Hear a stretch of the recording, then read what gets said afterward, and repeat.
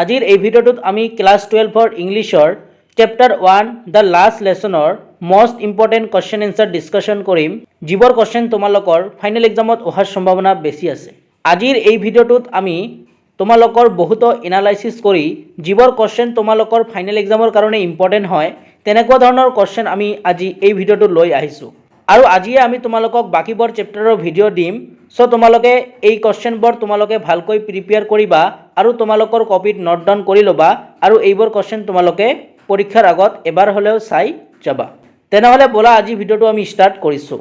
তো আমি প্ৰথম চেপ্টাৰটো লৈছোঁ দ্য লাষ্ট লেছন আৰু এই চেপ্টাৰটো আলফন্সে ডডেটে লিখিছিল। ঠিক আছে, তো তোমালোকক কেতিয়াবা পয়েটৰ নাম সুধিব পাৰে তেতিয়া তোমালোকে লিখিবা আলফন্সে ডডেট।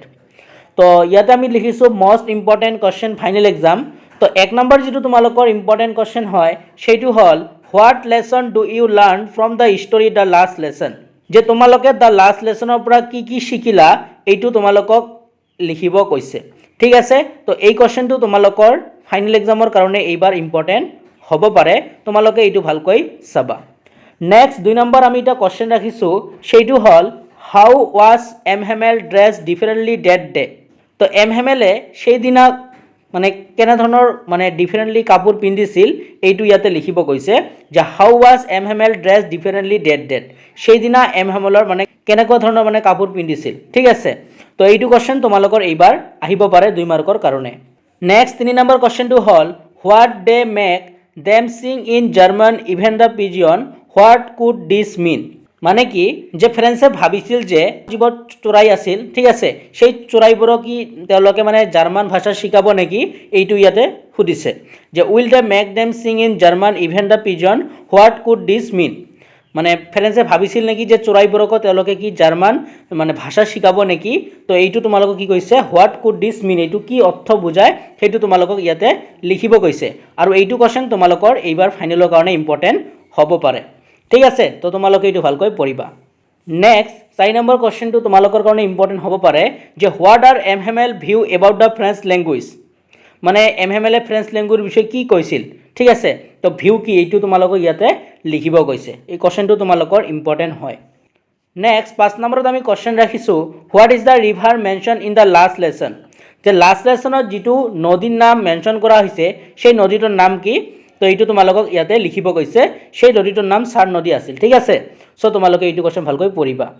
নেক্সট 6 নম্বৰ যেটো ইম্পৰ্টেণ্ট কোৱেশ্চন সেইটো হ'ল what word did M Hamel write on the blackboard before dismissing the class. তো এম হেমেলে ব্লেকবোৰ্ডত কি লিখিছিল ক্লাছটো শেষ হোৱাৰ আগত, যে what word did M Hamel write on the blackboard. M হেমেলে ব্লেকবোৰ্ডত কোনটো শব্দ লিখিছিল before dismissing the last class. Last ক্লাছটো শেষ হোৱাৰ আগত মানে ব্লেকবোৰ্ডত মানে কি ৱাৰ্ড লিখিছিল সেইটো আমাক ইয়াতে লিখিব কৈছে। আমি সকলোৱে জানো কি লিখিছিল ভিভে লে ফ্ৰেন্স এইটো লিখিছিল হয়। তো এইটো কোৱেশ্চন তোমালোকে ভালকৈ পঢ়িবা। নেক্সট 7 নম্বৰ যেটো কোৱেশ্চন এইটো ইম্পৰ্টেণ্ট হয় what did M Hamel write vive la France before dismissing his class.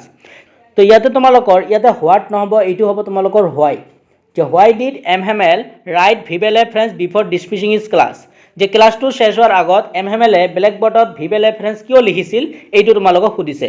ইয়াতে হোৱাট নহ'ব, এইটো কি হ'ব হোৱাই ডিড হ'ব। ঠিক আছে, তো এইটো কোৱেশ্চন তোমালোকে ভালকৈ প্ৰিপেয়াৰ কৰিবা, এইবাৰ তোমালোকৰ আহিব পাৰে। তো 8 নম্বৰ কোৱেশ্চনটো চোৱা কি দিয়া আছে translate ভিভে la French into English. তো এইটো তোমালোকক ইংলিছত লিখিব কৈছে আৰু কৈছে হোয়াৰ ৱাজ ইট ৰাইটেন আৰু এইটো ক'ত লিখিছিল। ঠিক আছে, ক'ত লিখিছিল ব্লেকবোৰ্ডত লিখিছিল। তাৰপিছত 9 নম্বৰ যেটো কোৱেশ্চন এইটো তোমালোকৰ 5 মাৰ্কৰ কাৰণে ইম্পৰ্টেণ্ট হয় যে give a character sketch of M Hamel. যে এম হেমেলৰ কেৰেক্টাৰৰ বিষয়ে লিখিব কৈছে, এইটো তোমালোকৰ 5 মাৰ্কৰ কোৱেশ্চন হয়। ঠিক আছে, সো তোমালোকৰ এইবাৰ এইটো আহিব পাৰে যে give a character sketch of M Hamel. Next 10 number যেটো আমি কোৱেশ্চন ৰাখিছোঁ describe the unusual thing that Franz notice on the day of the last lesson. যে লাষ্ট লেছনৰ দিনাখন ফ্ৰেন্সে মানে কি আচৰিত হোৱা বস্তু মানে নটিছ কৰিছিল এইটো আমাক ইয়াতে লিখিব কৈছে আৰু এই কোৱেশ্চনটো তোমালোকৰ 5 মাৰ্কৰ কাৰণে আহে। ঠিক আছে, আগত তোমালোকৰ এইটো 2 মাৰ্ক বা 3 মাৰ্কৰ কাৰণে আহিছিল কিন্তু ৰিসেন্ট তোমালোকৰ এইটো 5 মাৰ্কৰ কাৰণে অহা দেখা গৈছে। ঠিক আছে, সো তোমালোকে এইটো 5 মাৰ্কৰ কাৰণে আহিব পাৰে, এইটো তোমালোকে ভালকৈ চাবা। তো দ্য লাষ্ট লেছনৰ পৰা আমি এই 10টা কোৱেশ্চন তোমালোকৰ আগত ডিছকাশ্যন কৰিলোঁ আৰু এই 10টাই তোমালোকৰ মোষ্ট এক্সপেক্টেড কোৱেশ্চন হয়। এইবোৰ তোমালোকৰ পৰীক্ষাত আহিব পাৰে, তোমালোকে পৰীক্ষাৰ আগত এবাৰ এইবোৰ চাই যাবা। বাকীবোৰক পঢ়িবা কিন্তু এইবাৰ তোমালোকে ভালকৈ পঢ়িবা, এইবাৰ তোমালোকৰ আহিব পাৰে। আৰু আজি আমি তোমালোকক বাকী চেপ্টাৰ লছ স্প্ৰিং আৰু বাকী যিবোৰ চেপ্টাৰ আছে আজিয়ে তোমালোকক ভিডিঅ' দিম। তো যিমান পাৰোঁ আজি আমি তোমালোকক ভিডিঅ' দিবলৈ ট্ৰাই কৰিম। চ' তোমালোকে আজি এই ভিডিঅ'টো চাই কুৱেশ্যনবোৰ কপিত নোট ডাউন কৰি লোৱা আৰু এইবোৰ তোমালোকে ভালকৈ মুখস্থ কৰি লোৱা। তো ইয়াতে মই লিখিছোঁ নেক্সট চেপ্টাৰ কামিং চুন, নেক্সট চেপ্টাৰ আজিয়ে আহিব, ঠিক আছে। তো আশা কৰিছোঁ আজি ভিডিঅ'টো তোমালোকে ভাল পালা। যদি ভিডিঅ'টো ভাল পালা তেনেহ'লে ভিডিঅ'টো এটা লাইক কৰি দিবা আৰু ভিডিঅ'টো তোমাৰ বন্ধুবৰ্গলৈ শ্বেয়াৰ কৰি দিবা, কাৰণ যাতে তেওঁলোকেও জানিব পাৰে, ঠিক আছে। তেনেহ'লে আজি ভিডিঅ'টো ইয়াতে সামৰিছোঁ। নতুন এটা ভিডিঅ'ৰ লগত পুনৰ দেখা দেখি হ'ম। ভিডিঅ'টো চোৱাৰ কাৰণে তোমালোকক ধন্যবাদ জনাইছোঁ।